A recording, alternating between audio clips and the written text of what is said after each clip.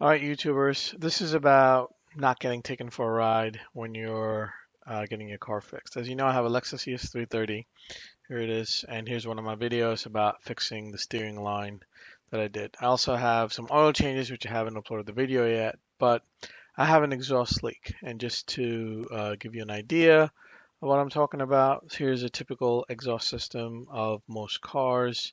And you generally have the manifold, which comes out of the engine, then you have these pipes, and then you have a flex section. Just about every car has a flex section, which allows the rest of the piping not to get disturbed when the engine moves back and forth. Either when you punch it hard, or there's some kind of vibration, or the transmission changes, something like that.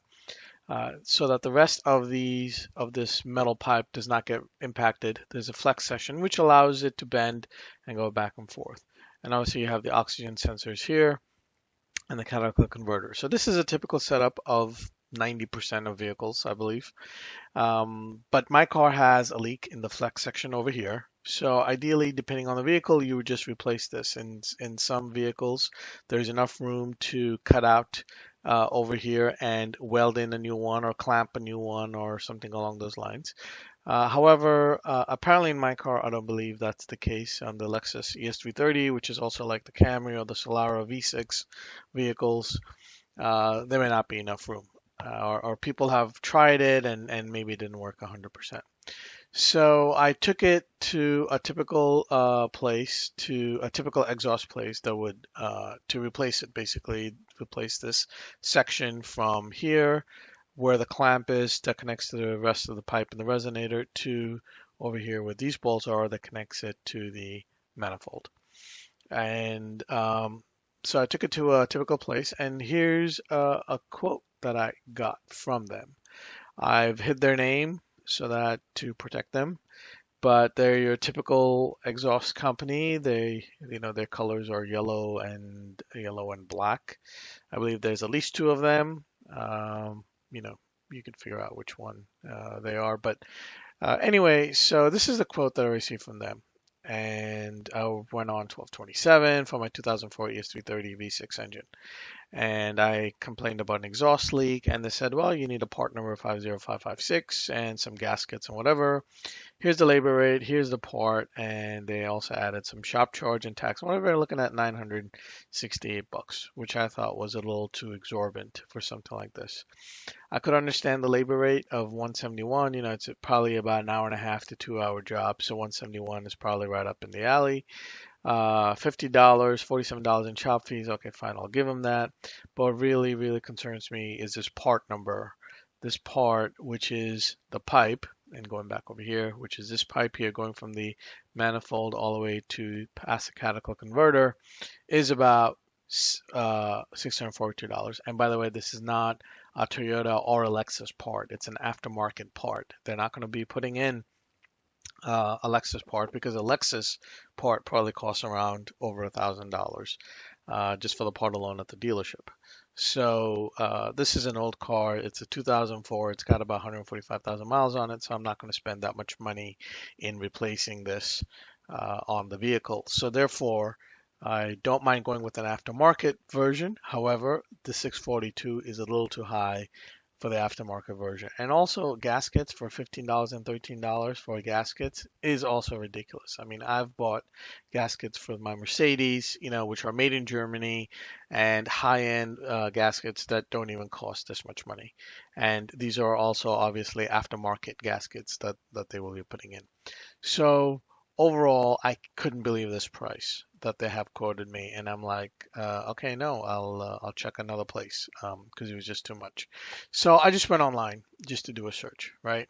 So here I just did a search on the part number 50556 exhaust, which is the same part number that you see here, 50556.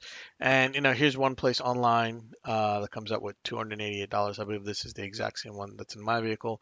Another place is 235. I think Rock Auto also had it for 235. But they're around, let's say, $200 to $300 depending on which manufacturer. Okay, let's take a high side and say $300. Okay, so even with $300 Fine. And let's even give them the fact that they're allowed to make a 20% profit on the part.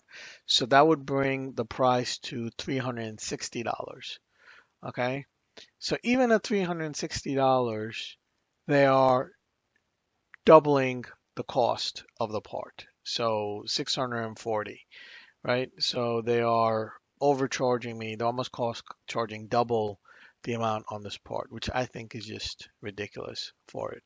You know what? I'll even give them, if they had charged me $300 for the part and they charged me $200 for the labor rate, sorry, $500, I would have probably just given it to them and said, okay, fine, fix the car, right? But they just lost a customer by this ridiculous price for the part. And I can't even believe how they even got this price. Uh, looking at how much this part goes for on the internet, right? So I'm going to take it to a few other places. I'm thinking of doing it myself, but getting underneath the car, I don't have a proper jack. I have ramps, but I don't believe ramps will be sufficient enough to do this work because there's not enough room, and I'm not going to get underneath my vehicle, even if it's supported by jack stands. I'm not going to go under it. So I don't know what to do. I'm going to maybe I'll take it to somebody else, and if they'll do it for 500, I'll take it. But I just want to say people have to be extremely careful when they go to get an estimate on the car, right? They need to know what things cost. Even if you're not doing the work, even if you're not a DIY kind of a person, and you take your car to go get an estimate, just get an estimate. It's a free estimate. It'll cost you some time, but you can take it to multiple places and get one and figure out what they're going to be doing. And you can easily look up the part number just like I did, even if you don't know what a flex pipe is when you started this. But when you look up the part number, you see what it is. And if you just bend down and look under your car, you could say, oh yeah, I see this pipe hanging out underneath my car, then you could see where things are wrong and how much you should cost. Like I said, if they had charged me even $200 for the labor, right? And they charge me 300 or $350 for this, and then I think the gaskets are a little ridiculous. And then whatever shop charge, I don't know what they're charging me. I don't know if they're even putting in new bolts because obviously the bolts are rusted, and these things they don't come with any bolts, so you have to add bolts. So I'm not sure whether they're charging for that. And the lady didn't even mention oxygen sensors because if they can't get rid of my oxygen sensors are good. So they may come back to you and say, "Oh, you need new oxygen sensors." And guess what? I don't know whether they're going to put Toyota ones because Toyota ones are expensive. Aftermarket are about $60 a piece, but you don't know how much she's going to put down for the oxygen sensor. Ideally, my existing oxygen sensors are good. So just so you are aware, there's two oxygen sensors. In my vehicle, there's one oxygen sensor coming out of each pipe. So there's two up here. I don't recall seeing one in the back, but I believe there's two up here. So if she says, or he says that, well, you need new oxygen sensors here, and they may easily charge you upwards of 220 or $200 each, and because it's a lot easier for them to put new ones and screw in the new ones onto this.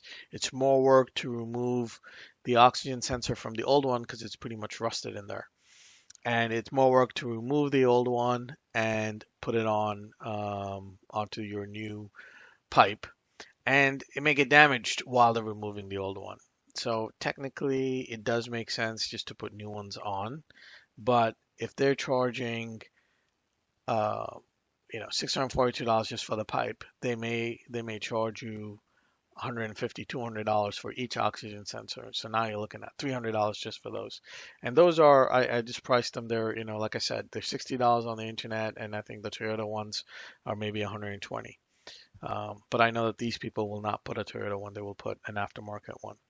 So I am warning you, just sharing my experience actually about getting things done outside. And you may choose to either A, do it yourself, or you may choose it to give to somebody else. However, just be cognizant about how things get priced. Just be cognizant about how much things really cost in the world out there. Okay? And use YouTube to learn from what others have done. You could do a search. As a matter of fact, I've even watched a guy do it. So let's bring up his video.